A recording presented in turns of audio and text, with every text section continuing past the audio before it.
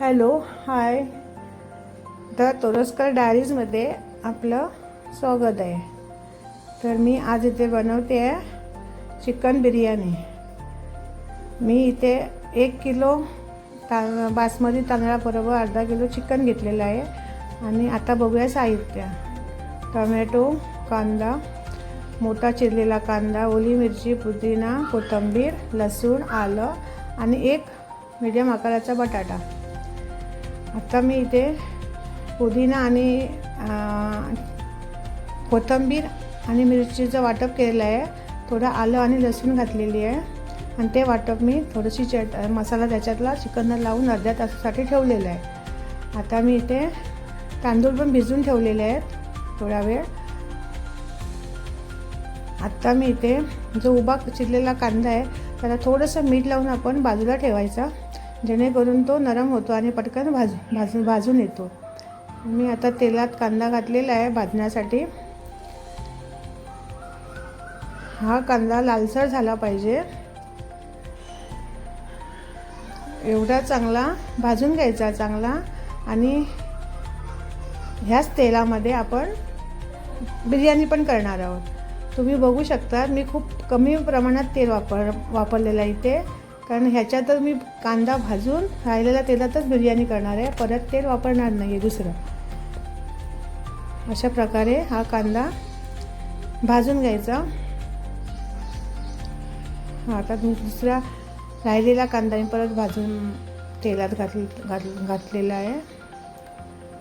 तो पण तसा लालसर व्यवस्थित भाजून घ्यायचा.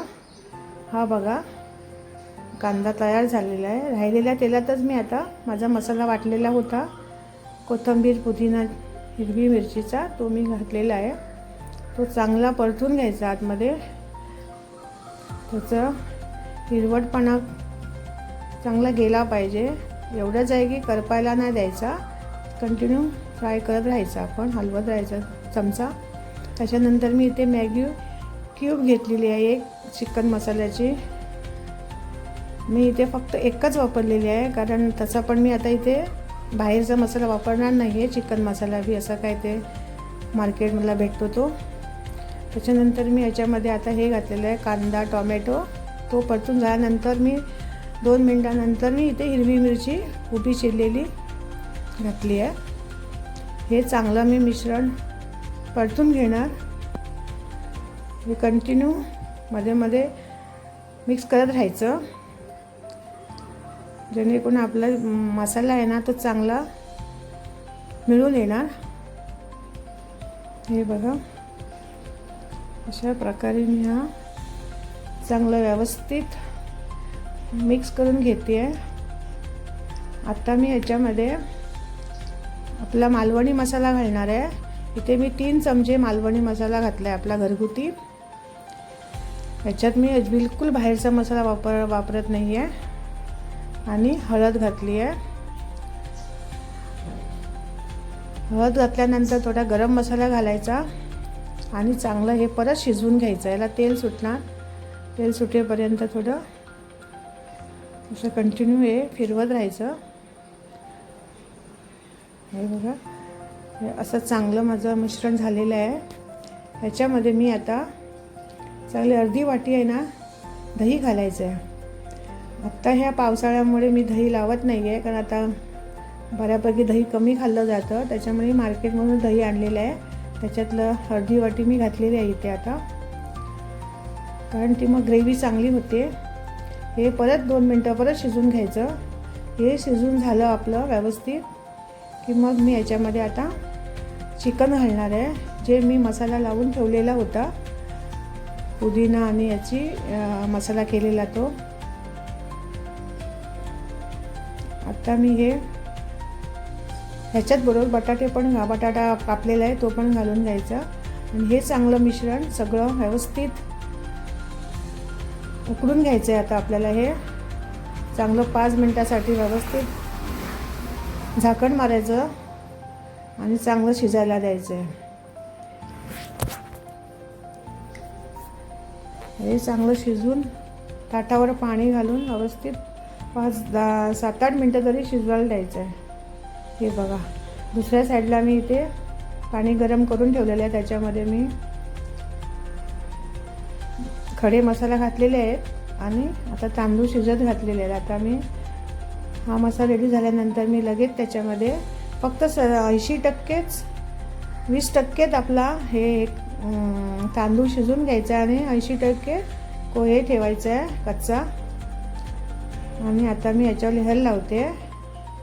थोडं अर्ध चिकन मी काढून घेतलेलं आहे आणि थोडं चिकन आणि त्याची ग्रेव्ही ठेवून त्याच्यावर आता मी थर लावायला घेते. हे आता मी हे बघा असे आधी तांदळाचा थर, खाली चिकन आहे, त्याच्यानंतर एक थर लावलेला आहे. त्याच्यानंतर परत मी आता याच्यावरती चिकन घालते, कोथिंबीर, पुदिना आणि आता भाजलेला कांदा घालून घेते. हे बघा असं.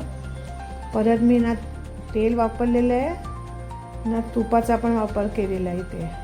परत राहिलेला राईस आहे, तांदूळ, तो सगळं आता घालून घेते मी सगळं व्यवस्थित.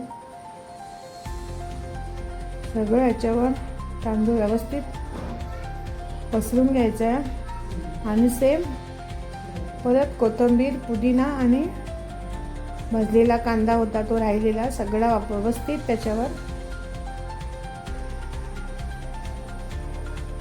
पसरून घ्यायचं सगळं. आणि हे व्यवस्थित घालून घेतलं की ह्याच्यावर व्यवस्थित परत झाकण मारून घ्यायचं आहे आपल्याला. हे बघा आता. आणि ही चांगली स्लो गॅसवर नंतर हे सगळं घालून झालं आपलं जरा शिफ्ट करायचं दुसऱ्या शेगडीवर आणि परत तवा ठेवायचा आहे. तवा गरम करून स्लो गॅसवर चांगलं 10-12 मिनटं आपली बिर्याणी मुरत ठेवायची आहे. आता तुम्ही बघालच मी याच्यावर जरा पण कलरचा वापर बिलकुल नाही केला बाहेरचा. तुम्ही बघालच मग आता ही बिर्याणी कशी तयार होते ती. आता ही माझी अशा प्रकारे माझी आता ही बिर्याणी मुरत ठेवलेली आहे मी. आणि आता ही होईलच, झालीच आहे, तयार झालेली आहे बिर्याणी. जर तुम्हाला माझी ही रेसिपी आवडली असेल तर माझ्या चॅनलला नक्की लाईक, शेअर आणि सबस्क्राईब करायला विसरू नका. आणि बिर्याणीबरोबर रायतं देऊन सर्व करायला विसरू नका. थँक्यू. बाय.